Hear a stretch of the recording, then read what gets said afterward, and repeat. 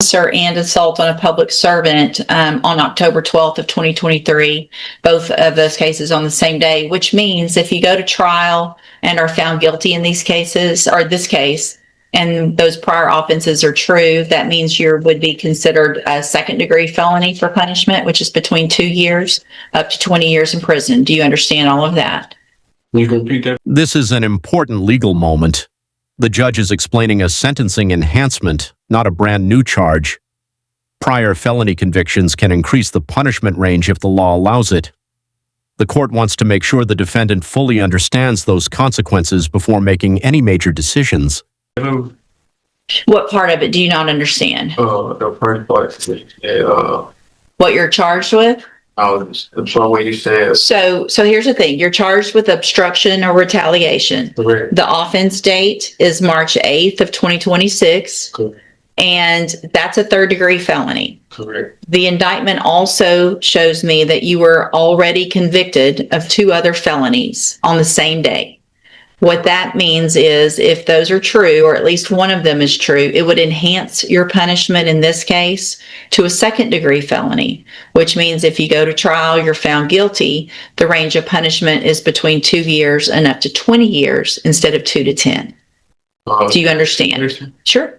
What it says is if you convicted, if you catch the case, 2 of the cases at the same time, then that would be consist of the enhancements. If you put both of those charges at the same time, I didn't catch those charges at the same time, even though I was convicted at the same time because they ran the CC. Here's the thing. It only matters on one of them, right? Because the fact that they were run CC is what makes this enhanced by 1 instead of turning it into a habitual. So I'm only counting it like it's 1. Right? So let's just assume you have 1 prior conviction. It doesn't matter if you have 1 or 2 or 14 from the same day, the same conviction day.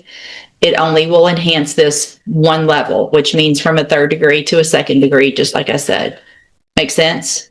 Okay. So I'm sorry to interrupt. Sure. If I may. Yes. The benefit of the defendant, I've tendered that pen pack to Mr. Rojas. The convictions are on the same day, but for the actual same type of offense. And in this instance, he threatened to murder a police officer, which is why the offer is what it is. And for his benefit, I also tend to introduce a punishment where available by the rules of evidence, the misdemeanor and juvenile contacts with the law that he has had as well. all right. Thank you, Ms. Malfino. So you've had an opportunity to visit with Mr. Rojas about your case.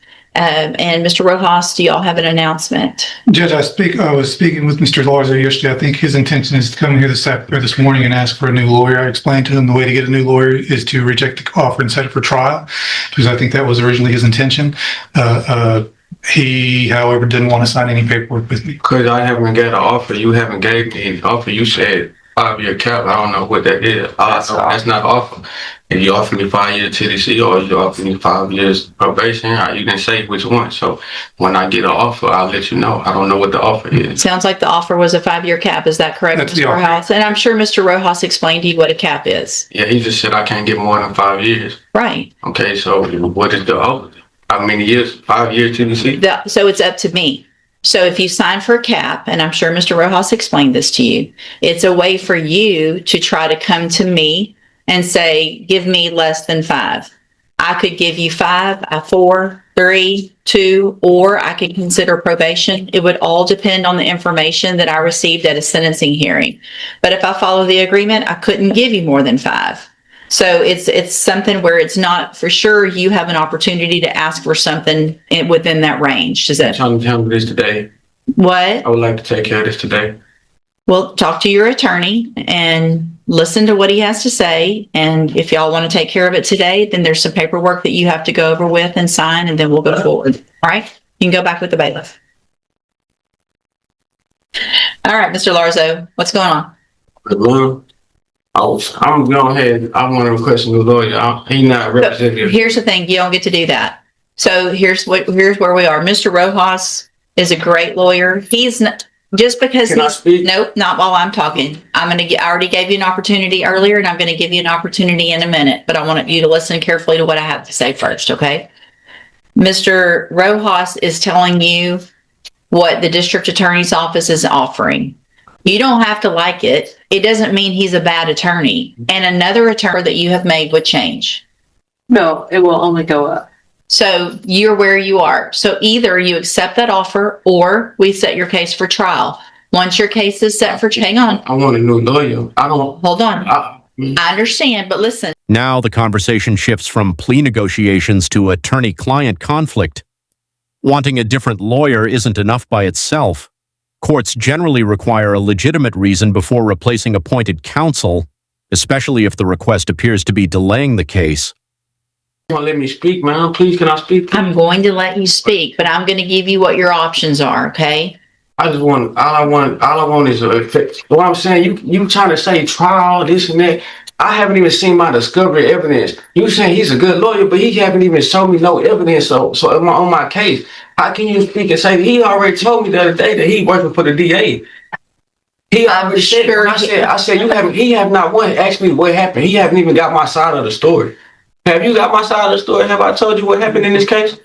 Can you tell this person what I told you? Mr. Larzo, you're not in charge and you're I'm not not asking saying I'm not in questions. charge, but what I'm saying is, how can he say he can represent me and he's ain't done nothing but come to me and say the DA said this, the police report said this. He has not. That's the evidence. That's what he's telling you the evidence is what's in. What the police report said, but he hasn't asked me my side. And here's the thing. Your side is important if you're going to, if you didn't do it, what his job is to tell you this is the evidence they have against you.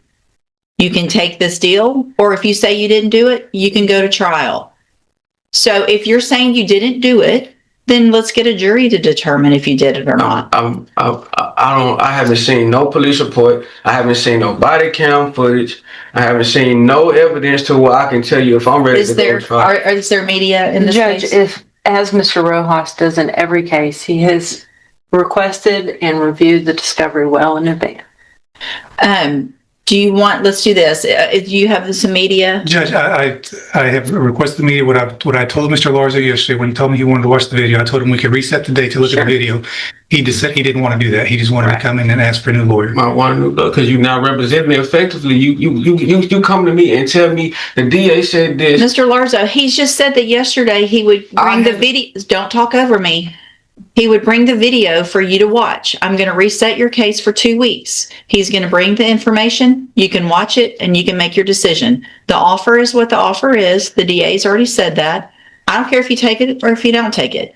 Take it, fine. Don't take it. We'll get your case set for trial.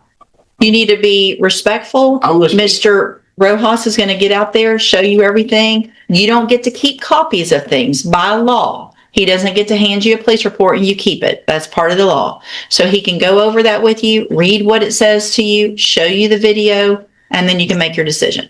Go back with the bailiff. When I ask a question, Nope, I'm done today. Go back with the I'm not bailiff. understanding how you can give somebody 4 years for an aggravated charge Let's go. and try to offer me 5 years for non-aggravated.